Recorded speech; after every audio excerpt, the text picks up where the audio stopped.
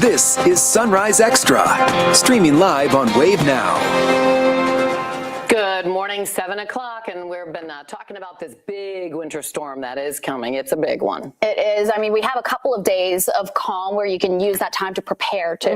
And we were talking about even getting groceries and all of that, and a lot of people are already out and about trying to get that done. So do what you need to do. No panic, only preparedness. No panic, only preparedness. I don't want anybody freaking out as we head towards the weekend. Right now, we do have a cold front already moving through, and this is what's dropping your temperatures down into the 20s across our region and really parts of southern Indiana for now. But as the morning goes along and that colder air races in, we are going to see more spots in the metro and further to the south dropping into the 20s. In the metro right now, mainly just sitting in the low 30s to start off the day. We do have that front moving through, as I mentioned, bringing a few extra clouds along with it, but not much to speak of to start off the day. As we head over the next 12 hours, we'll continue that drop down into the 20s through about 8, 9, 10 o'clock, rebounding into the 30s for later on today. Initially clear skies tonight, and that will allow temperatures to fall down into the teens and low 20s for tomorrow morning. A winter storm watch already in place for your Saturday morning all the way through Monday morning as we watch for that accumulating snow. Significant accumulations coming our way as we get into the next couple of days. So a lot to keep an eye on. Ladies. Thank you. Louisville Metro Snow Team says they're already preparing for this weekend's winter storm. That process starts with brine, a liquid blend of salt and water to prevent snow from sticking to the pavement. Rob Wells is here with details on that. Rob? Hi, Olivia. The city says neighbors may see brining on roadways ahead of the winter storm. It gives crews the best head start to tackle snow and all that ice that we may see. Now, as the storm develops, the snow team says they'll treat roadways with salt and begin plowing. Since last winter, the Metro Snow Team has improved its equipment and created more crews that will work to clear roads. The Department of Transportation says that using brine is a key part of the strategy. We've brined more in these last 6 weeks than we've brined in the last 3 years. So that was one of the things the consultant suggested that we do, and among other recommendations, which we have followed through on a lot of those recommendations, including that one. Louisville Metro's snow team says they'll work around the clock, rotating in 12-hour shifts to treat and clear 2,750 miles of roadways. Crews stress that they'll be treating the roadways around the clock until that storm is finally over. Now, you can check to see if you're on the city's snow route by going to Metro Government's website. Shannon, back over to you. Thanks, Rob. Officials in Indiana are encouraging Hoosiers to get ready for the winter weather. Indiana State Police say they'll be working overtime to help people in need, and they ask that people do some prep work to avoid calling 911. Police say taking care of your car is really important, so check that tire pressure, the battery, have a full tank of gas, and slow down and be patient on the roads. Also, make sure you have a winter emergency kit in your car, so if you happen to get stranded, you are prepared. These are some of the essentials: a blanket, ice scraper, phone charger, bottled water, and first aid kit. The Wave Weather app is designed to help you during winter weather. You can get real-time alerts in the area. You can also get updated times on the snowfall to see when the snow will hit. You can get it for free in your app store. Mental health practitioners are celebrating JCPS board members' decision to leave them out of the district's looming budget cuts. JCPS is looking for ways to make up for a $188 million budget deficit. District leaders initially said cutting mental health practitioners could save the district over $7 million. But on Tuesday, board members asked Superintendent Dr. Brian Yearwood to spare mental health practitioners from the budget cuts. People involved said it's a decision that could save lives. Ashley Armato Durthick worked as a mental health practitioner at Butler High School for 4 years. She said the job allowed her to help students build confidence and become successful. We have so many problems, unfortunately, in our society, and you get the opportunity to work day in and day out with these kiddos and their families and help connect them to resources, provide therapy. During Tuesday night's meeting, board member James Craig introduced a resolution to fully fund mental health practitioners in the 2026-27 budget. The Board of Education has until May to make any final adjustments to the budget. In Frankfort, Senate lawmakers introduced 2 of their priority bills. Senate Bills 1 and 3 are aimed at modernizing Kentucky's largest school districts. It comes following budget issues at JCPS and Fayette County Schools in Lexington. Senate Bill 1 clarifies who is responsible for setting direction and who's responsible for carrying carrying it out. Under the bill, local boards of education will focus on long-term strategy, fiscal oversight, and performance monitoring. Superintendents will take care of day-to-day operations, personnel, and administrative management. Senate Bill 3 increases transparency from public school systems. It also gives taxpayers clearer insight into how education dollars are budgeted, spent, and reported. It causes the superintendent to stand before the public and stand before the board and present that budget. That does two things. Number one, that's a transparency piece. But number two, as we've discussed, that superintendent's going to have a depth of knowledge that he or she may not have previously had to have had. Senator Givens also says education spending, board governance, and accountability are high priorities, and more legislation is expected.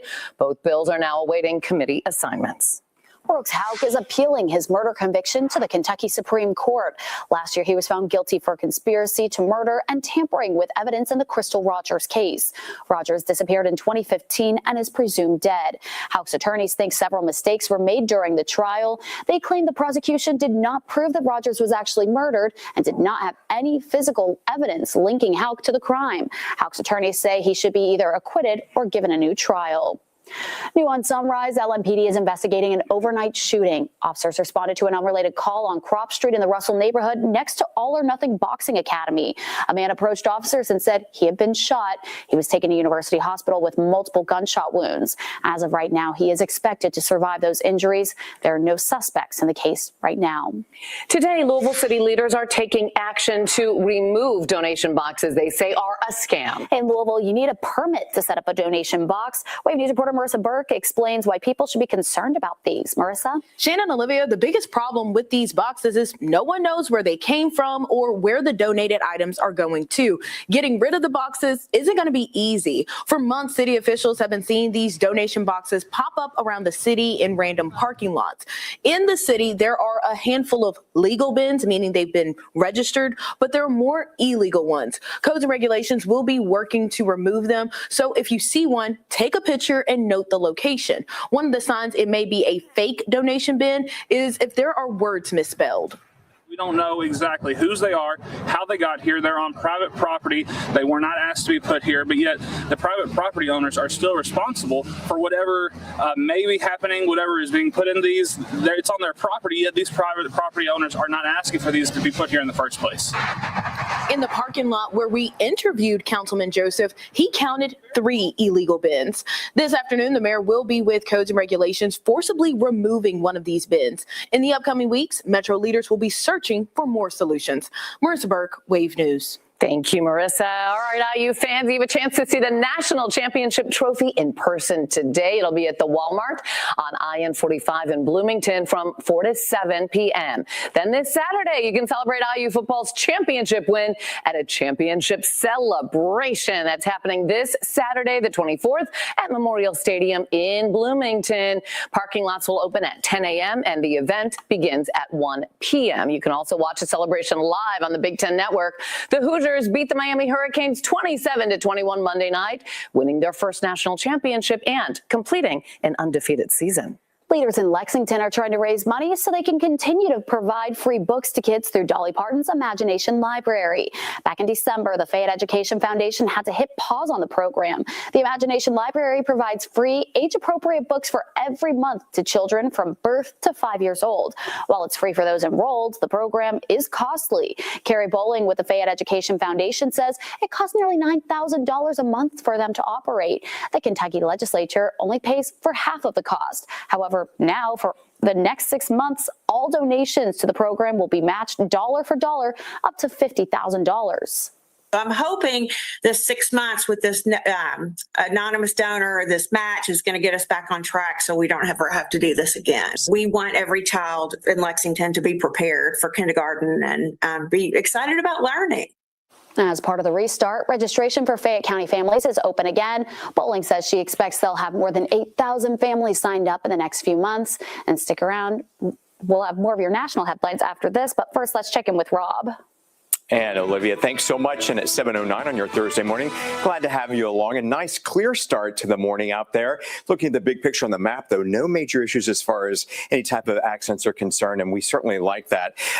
Do we have a traffic alert, though? An abandoned vehicle at 264 West, the ramp to I-64 West. That is, according to Trimark, blocking that entire ramp in that area. So that is an area that you're going to want to watch out for. Otherwise, your traffic camera is nice and clear out there. You may see some of those trucks out there today pre-salting, pre-brining the roadways. If you do, in preparation for what's ahead in the days ahead, certainly move over and get them a lot of extra room. But we're back with more after this.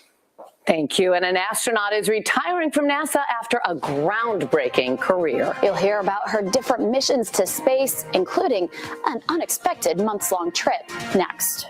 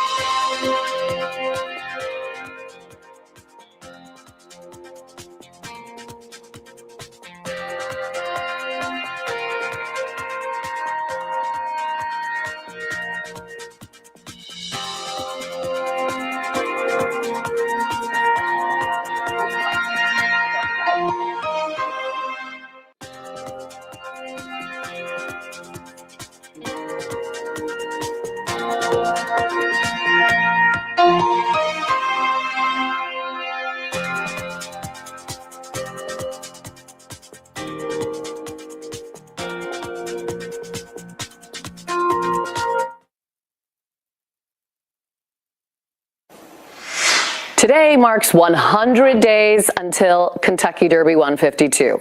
Yes, we checked it to make sure it is true. About a dozen Coast Air for Kids volunteers will be putting the finishing touches on Derby hats and fascinators, getting ready to prepare more than 300 items for the Hats On for Healing auction, which will take place this spring. The exclusive one-stop Derby fashion experience benefits the Coast Air for Kids Child Abuse Prevention Fund. The Hats On for Healing auction website will go live today, and you can see the hat and fascinator donated by Olympic gold medalist Simone Biles.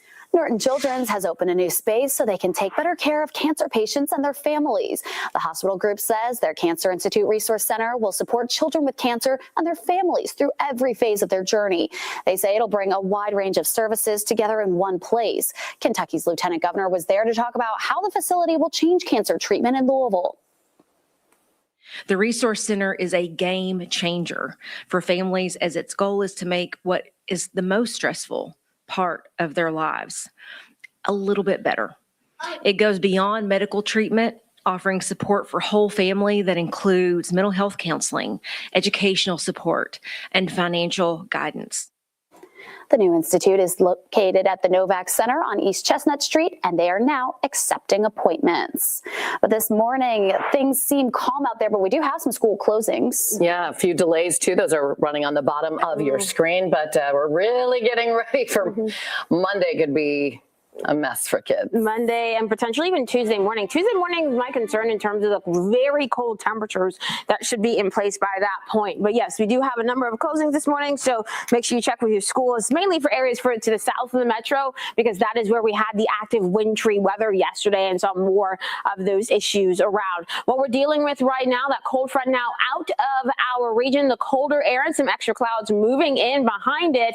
And we're going to keep an eye on some of these clouds because they'll make for some pretty cool potential sunrises as we continue through the morning. Right now, though, clear skies showing up over New Albany as we look off towards the east. A beautiful start to that sunrise showing up on the SkyTrack camera there. Your temperatures are in the 20s and the low 30s this morning. We're going to continue to drop as we head through the 8 o'clock hour into about 9 a.m. Behind that front, as that frigid air starts to really move in, your temperatures right now across the metro are sitting in the low 30s. But as I mentioned, we're going to drop down a little bit more into some of those 20s across the region. Then we'll rebound into the mid to upper 30s for later on this afternoon as we just keep a mix of sun and clouds overhead for the rest of the day. Tonight we'll add in more clouds. The temperatures return to the teens and low 20s. And then we're looking ahead to the weekend. That colder air sets up across the region on Friday. So we're talking highs only in the 20s then. And by the time we roll into Saturday morning, most of us will be waking up to single-digit temperatures. So we'll closely monitor that, plus that snow trying to move in as we get into the mid to late morning hours on your Saturday. The winter storm watch already in place from Saturday morning all the way through Monday morning as we watch the snow taking over for the second half of your Saturday, getting heavier into early Sunday. And we'll have to monitor some sleet and even that potential for some freezing rain trying to mix in with that snow for those of you along and south of the parkways. Just to the north of that band will also be where we see some of the heaviest snowfall trying to show up. Eventually, everybody switches back to snow for the second half of your Sunday, and then we just watch everything fizzle and fade into early on Monday morning. So in terms of potential totals, we are looking at significant accumulations, more of those accumulations possible in that heavy snow band, and that could be across a good chunk of wave country along and south of the parkways. This is where that sleet, that freezing rain could eat into some of those snow totals. So if you're a snow lover further to the south, that's also something that you have to keep in mind because you may end up with a snow, sleet, snow kind of sandwich going on. Now, behind the system, as I mentioned, I am concerned about the cold temperatures because we are going to stay in the teens for highs on Monday with some clouds looking to be overhead. Then as clouds try to clear as we get into Tuesday morning with that snowpack on the ground, this is why we have that potential for actual temperatures to be below zero. Wind chills are a different situation. There will be substantially more than that if we have some strong winds in the area. We'll continue to watch that cold weather and a few snow chances as we get further through next week. Olivia? Oh, no. Thank you, Tawana. All the puzzle fans out there, you can play a new game on your phone that puts you up against some competition. There's a new game from the New York Times that was released yesterday, and this one is for 2 players. Crossplay offers real-time competition in a new app where contestants will go head-to-head. Players take turns building words on a shared game board and earning points. The first game arrives with a chance to compete against Grammy-nominated artists Leslie Odom Jr., Freeland, and Amy Allen. The 4 astronauts who returned to Earth last week sat down and discussed their early return from the International Space Station.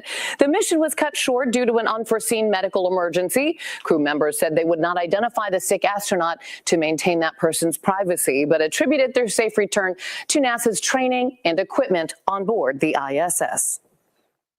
When we had this emergency, the ultrasound machine came in super handy. So I'd recommend a portable ultrasound machine in the future for sure for all space flights. It really helped. Another crew member said the timeline of their mission was messed up a little bit, but they completed everything that was critical to the mission. And veteran astronaut Sunny Williams has announced she has retired from NASA after 27 years of service. You may remember Williams was one of the 2 astronauts stuck for months aboard the International Space Station, along with fellow astronaut Butch Wilmore. A NASA statement described Williams as a trailblazer in human spaceflight.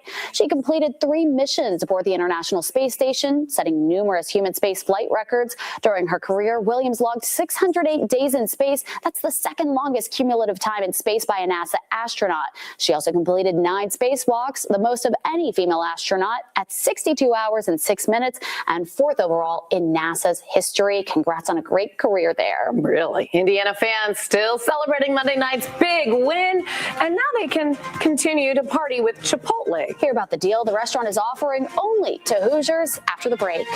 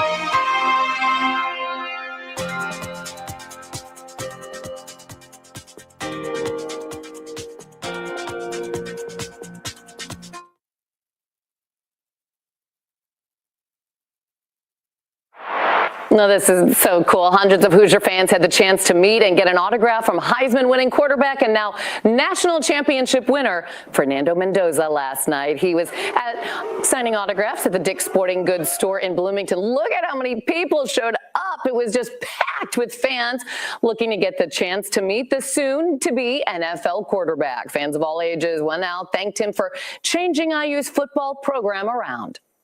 He was taller than I expected from seeing him on TV, and it's just a blessing to meet him.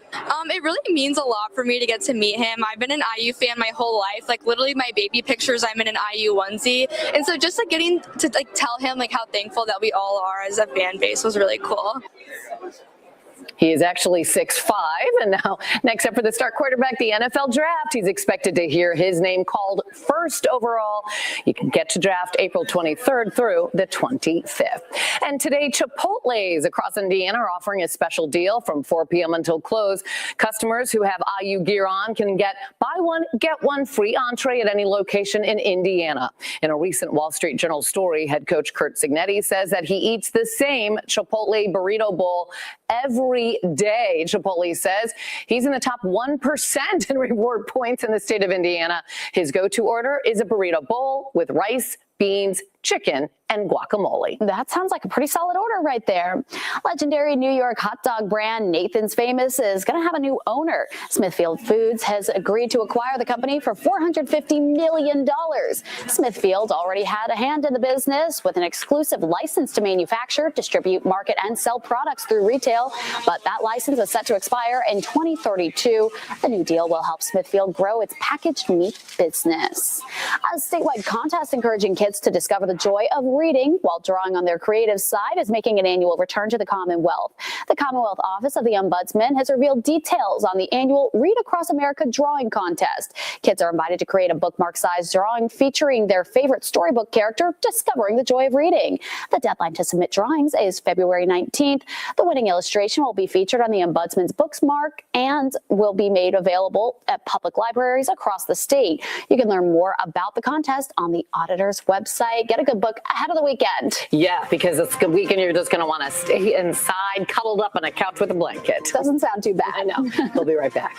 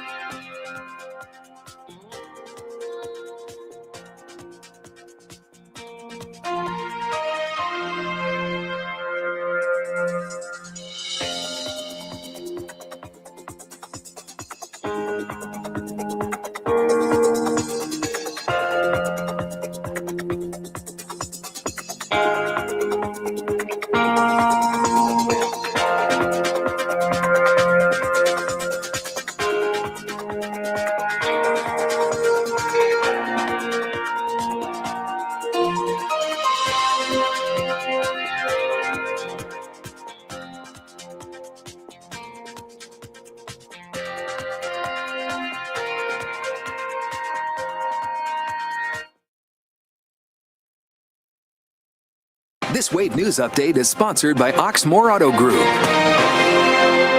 Good morning. I'm Shannon Kogan. Right now, the Metro Snow Team is getting ready for a winter storm that'll hit our area this weekend. Today, they'll be out placing brine on the roads, and as the storm develops, crews will treat roadways with salt and begin plowing. Since last winter, the Snow Team has improved its equipment, created more crews that'll work to clear the roads. Workers say they'll have rotating 12-hour shifts to treat and clear 2,750 miles of roads.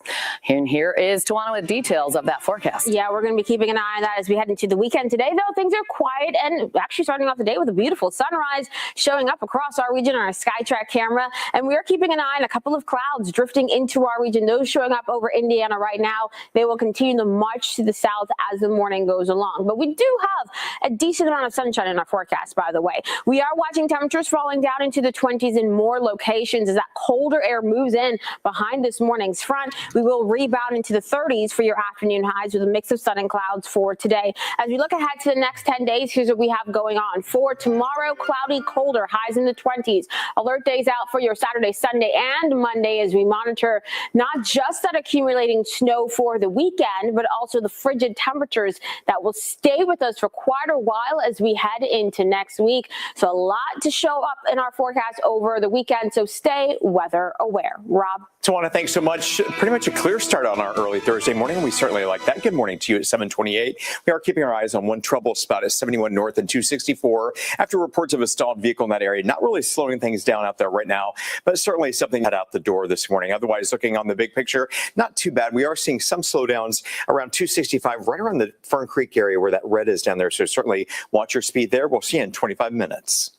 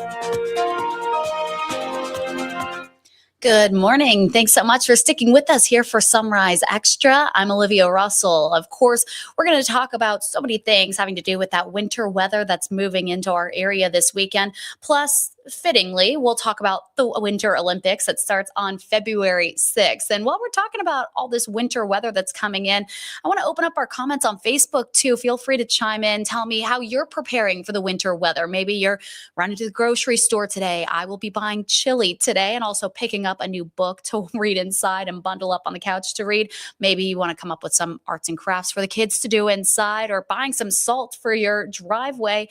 So drop a comment. Tell me how you're preparing preparing for all of this winter weather because we are expecting a lot of snowfall this weekend. So now is the time to prepare your home for that extreme winter weather. So the Insurance Institute for Business and Home Safety released these tips to prepare your home or business. First, start by inspecting your roof, checking for damages to prevent leaks. It's the first line of defense against that weather. Plus, you want to clean your gutters free of any leaves and debris while you're up there. Next, you'll want to protect your pipes by dripping faucets and opening cabinet doors to let that warm air circulate around the pipes, and make sure any exterior water sources like garden hoses are disconnected. You'll also want to seal all windows and doors to reduce heating costs. And finally, if you have a generator, you should test it in advance. And technology can also be damaged in the poor weather, as it can zap batteries, crack screens, even cause permanent tech trauma. AT&T says there are 5 essential tips to keep your devices safe. Bundle up your device in a cozy coat, pocket, or even an insulated bag. Keep your case on it closed and keep it on that phone so snow and water don't get inside, because we know they don't do well with water. You can activate device protection just in case something bad does happen, and save your battery by turning on battery saving mode, dim your screen, close the extra apps, as cold weather can take a toll on your battery life. And lastly, make sure you warm up your device before using it, because I know so many times I'll use my phone outside and it's dead within minutes and wonder, how did that happen? Yeah, it's the cold weather that does all of that. Meanwhile, LG&E and KU are making it easy for customers to stay informed and track the latest updates during power outages. They're launching new proactive power outage alerts to automatically notify customers when an outage is detected at their home or business. Customers can get proactive automated text messages or phone calls when an outage is detected at their property, along with estimated restoration times and confirmation when power is restored. A lawmaker from Louisville wants to strengthen penalties for illegal street racing in Kentucky, citing growing risk to drivers, pedestrians, and surrounding communities. Representative Beverly Chester Burton says her bill will increase fines and establish stronger consequences for motorists who participate in unpermitted street racing. Under the bill, first offenses for illegal street racing would carry a $1,000 fine, possible jail time, and mandatory vehicle impoundment for at least 6 months. A second offense would result in a $2,000 fine, possible jail time, and permanent loss of the vehicle, which could then be sold at public auction or even destroyed. Proceeds from forfeited vehicles and repeat offenses would be directed to the Crime Victims Compensation Board to support victims of crime.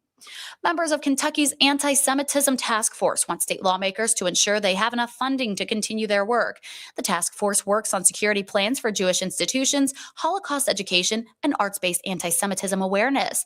In a committee hearing, Executive Director of the Kentucky Office of Homeland Security says the task force is doing important work. He talked about the governor's budget and making sure funding was put into place to make sure the task force would be able to achieve the goals they set.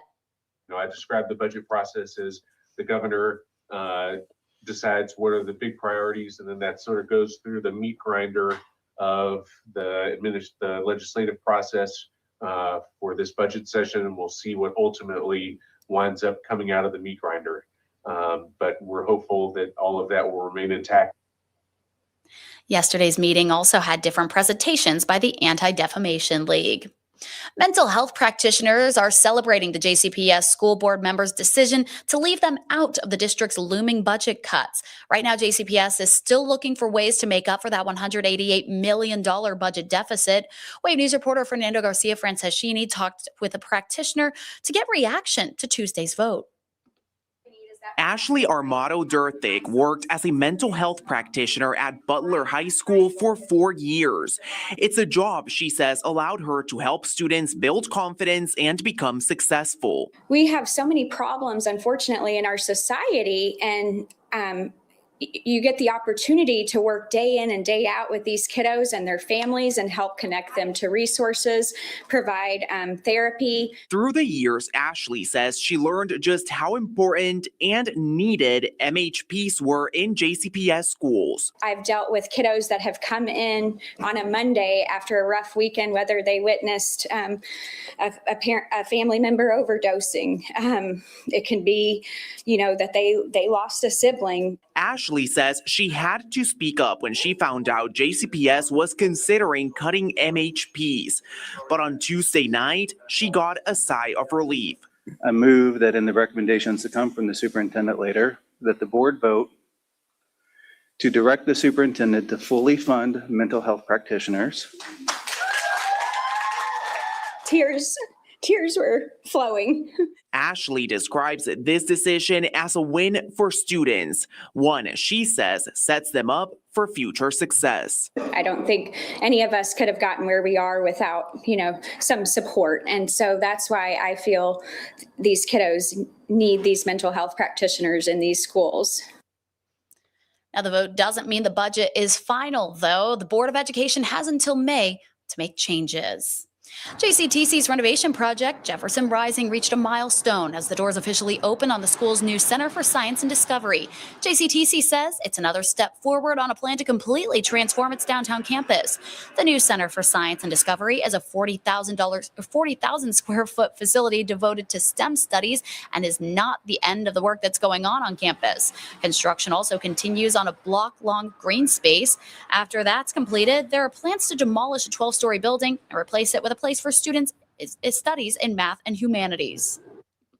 We know that we can transform it into something vibrant, welcoming. And yes, we have had some challenges, but a rising tide floats all boats, and we're the rising tide right now. And we're really pleased to be able to play that role and kind of lean into fixing this neighborhood. The expectations are for JCTC enrollment to provide economic opportunity for business that might want to establish in the area. Over 8,000 students are enrolled at the school every semester. We're going to take a quick break. We'll be right back with some of your national headlines in just 2 minutes.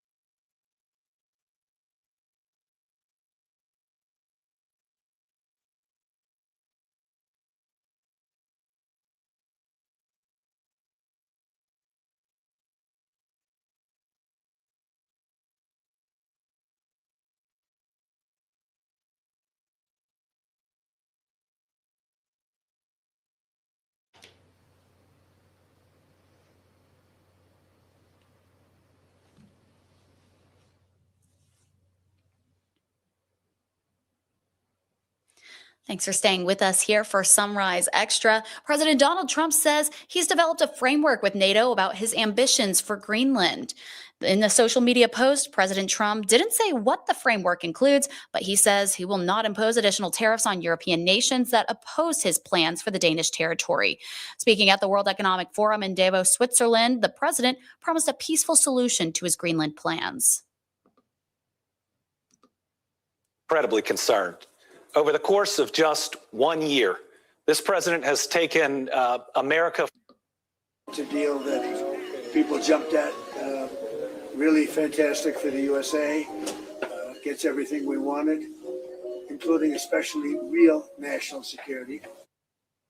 He called the country ungrateful after the U.S. defended it during World War II. Trump claimed only the U.S. can secure Greenland, and doing so is in the best interest of NATO allies in Europe.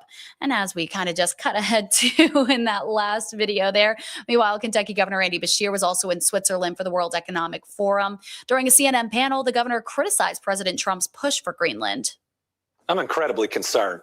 Over the course of just 1 year, This president has taken America from being leader of the free world to the bully on the playground, from trying to promote democracy worldwide and always stand firm with our allies and friends to saying we can use force just because we can. You look at Greenland, throwing NATO into doubt. Unlike Gretchen, I don't curse in public, but this Greenland play by the president is dumb as hell. Governor Beshear also called the president's speech dangerous and unhinged. Governor Beshear's office says he's attending the forum to promote future investments and opportunities for Kentucky. Today, top U.S. officials will meet with Russian President Vladimir Putin and other Russian officials. President Trump's special envoy Steve Witkoff said he and Trump's son-in-law Jared Kushner would meet with the Russian leader. It isn't clear where that meeting will take place, though. Last year, Witkoff met Putin for talks 6 times in the Russian cities of Moscow and St. Petersburg. The Pentagon has ordered active duty military police soldiers based in North Carolina to prepare for possible deployment in Minneapolis. It comes as Minnesota reels from anti-ICE protests after the fatal shooting of Renee Nicole Good. This past weekend, the Pentagon also placed 1,500 troops from 2 battalions of the 11th Airborne Division on prepare to deploy orders. It comes as President Trump has threatened to use the Insurrection Act to respond to protests in Minneapolis. 2 defense officials say no actual deployment orders have been signed, but soldiers are on standby. Entirely preventable. Those were the words used by the Department of Homeland Security to describe the fatal shooting of Renee Good. A DHS assistant secretary says Good used her vehicle to block law enforcement officers and then, quote, proceeded to weaponize her vehicle. Federal leaders say the shooting was in self-defense. Minneapolis's mayor, though, and Minnesota Governor Tim Walz say that's a lie. They say the video shows Good was trying to turn out of the path of the ICE agent. An independent autopsy shows Good suffered 3 gunshot wounds. 2 of those were not life-threatening. Vice President J.D. Vance is expected to visit Minneapolis today to meet with ICE agents and defend their immigration operations. Vance's visit comes days after the Justice Department subpoenaed several Minnesota officials as part of an investigation into whether state and local leaders have obstructed federal immigration enforcement efforts. Tensions remain high in Minneapolis following the fatal shooting of Renee Good earlier this month. Vice President Vance has reportedly continued to defend that ICE agent. Lawmakers on Capitol Hill continued to advance contempt of Congress proceedings against Bill and Hillary Clinton. It's over their refusal to sit down with the congressional panel's investigation of the late convicted sex offender Jeffrey Epstein. The House Oversight Committee voted to send the effort to the full House for a vote. Some Democrats joined Republicans in voting to advance the contempt referrals against the former president and former Secretary of State. Panel chair and Kentucky Congressman James Comer said the vote on the House floor would be in 2 weeks. That would potentially set up a referral to the Department of Justice, which would then have to decide whether to prosecute. We're not going to go back in history on any sins or wrongdoing that Clinton may have, committed in the past. It's all Epstein related. We want to know what anyone that spent a lot of time with Epstein, what they knew, if they saw anything, if they can help us, point us in direction. We have no idea how Epstein made his money. Comer also announced Epstein's co-conspirator and former girlfriend, Ghislaine Maxwell, is expected to appear for a closed-door deposition on February 9th. A Texas jury has returned a not guilty verdict in the trial of former Uvalde police officer Adrian Gonzalez. Gonzalez was found not guilty on 29 counts of child abandonment and endangerment stemming from the 2022 mass shooting at Robb Elementary School in Uvalde, Texas. Families of the victims were also in the courtroom, some stoic and a few in tears after the judge announced the verdict. It's just another slap in the face. It's been like that for the past almost 4 years. It's just slap in the face after slap in the face. So it was like expected, but it doesn't minimize how it makes us feel. I thought for us a split second, maybe we might have just a little bit of justice. The jury's unanimous verdict came after 7 hours of deliberations, concluding the 2-week trial. We're going to take a quick break. We'll be right back with some headlines in sports about UK basketball. Plus, we're getting ready for the Winter Olympics.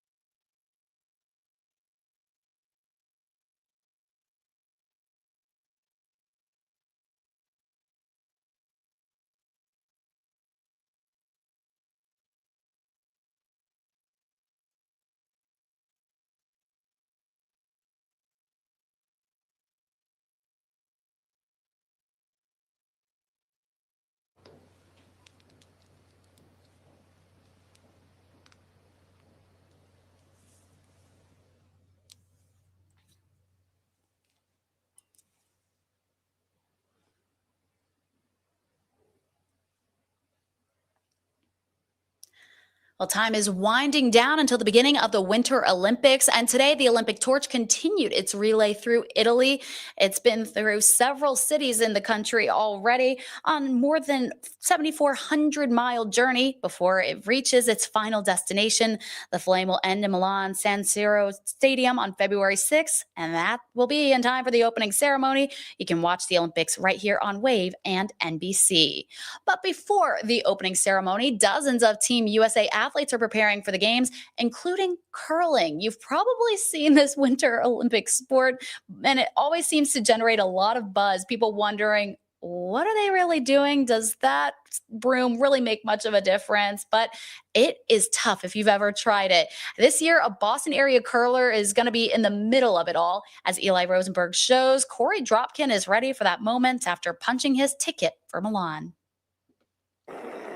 For Corey Dropkin, curling is not a hobby. It is not a pastime. Being out here doing this isn't just for fun. Curling, you see, is in his blood. It's kind of like a religion to me. A religion for as long as Corey can remember. The Southborough, Mass. native started curling when he was 5. The Broomstones Curling Club in Wayland, his second home. My parents, ran our junior curling program at Broomstones, and my brother was already knees deep into curling. So I was his shadow. I followed his footsteps, and, I enjoyed it just as much as he did. Enjoyed it, and he was quite good at it. Moving from Mass to Minnesota to pursue his Olympic dream, a dream paved by curling teams before him. He was just 10. Watching the Olympics in Torino in 2006, when Team USA Curling won bronze. First USA medal in the sport ever. You definitely have to love whatever you pursue and put all your time into, and curling has definitely been that for me. And throwing stones and hearing the roar of the stone going down the sheet and listening to the stones collide and clash. The passion unlocked and the results followed, including the gold medal at the World Championships in 2023. And in a few short weeks, he's going to be competing in Cortina in the Olympics after winning the U.S. Olympic team trials earlier this year in mixed doubles. And after all that work, he has been soaking it all in, from taking his brother, his role model in the sport, with him to a recent USA Summit in New York City, to appearing with us on the set of the Today Show, to preparing to live what has long just been a goal. Dream come true. That's it right there. It's something I've worked my entire life to get to is to play in the Olympics with the USA on my back, and finally achieving that, being so close in the past and having that door sort of close on me and needing to, get past that, those road bumps and keep in pursuit. It means the world to me to be able to finally be an Olympian. I feel like I always see that sport and wonder, how does someone even get into something like that? But that explains it right there. And with such strong support, he says he's set to have a huge cheering section with him in Cortina. It, of course, is always a sport that generates a lot of buzz, and all eyes will be on them for sure. And you can watch curling and all the other Olympic sports right here on WAVE starting on February 6th. But in addition to the Winter Olympics, it's also still basketball season. And after losing their first 2 conference games of the season, the UK men's basketball team was looking to keep their winning streak alive and extend that to 4 straight SEC wins, taking on Texas at home. The Cats have been the comeback kings in their recent wins, coming back from being down 11, 18, and 17 during their last 3-game winning streak. But last night didn't follow the trends. In the first half, the Longhorns' biggest lead was just 3 in a back-and-forth half that ended with a tie, 40-40 score. And Kentucky started to pull away in the second half, leading by as much as 11 before Texas cut that lead to just 2 with a minute left to play.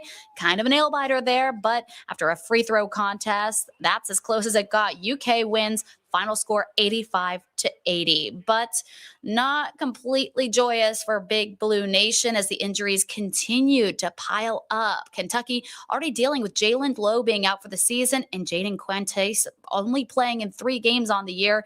Last night, forward Cam Williams broke his foot. Head coach Mark Pope said he'll be out for a while, but with just about a month and a half left in the season, it's unknown if he'll be able to return to the court this year. We are all thinking about him, hoping he can get healthy. The 11th ranked UK women's team will have yet another tough one tonight as they travel to Knoxville to take on the 17th ranked Tennessee Volunteers. The Cats will be looking to get back in the win column as they lost just their third game of the season Sunday at Mississippi State. Tennessee comes into this one riding a 6-game winning streak. Their last loss was to Louisville, and that was last month. History hasn't been on the Cats' side in this rivalry. Tennessee has beaten the Cats 61 times out of 78 games. Tip-off for this one is set for tonight at 6:30, and you can watch it on the SEC Network. And of course, you'll also want to keep up with the latest when it comes to the weather out there. I know our storm tracking team is working hard to keep you updated with everything you need to know and what to expect with all that snow that's coming in this weekend. So hopefully they'll be able to give us a little bit more information and let us know what we're expecting as far as snow totals and how long we're going to have to be hunkered down for. But wherever you are, I hope you stay warm and stay safe out there and enjoy these calm 2 days before the storm hits us this weekend. Have a good one.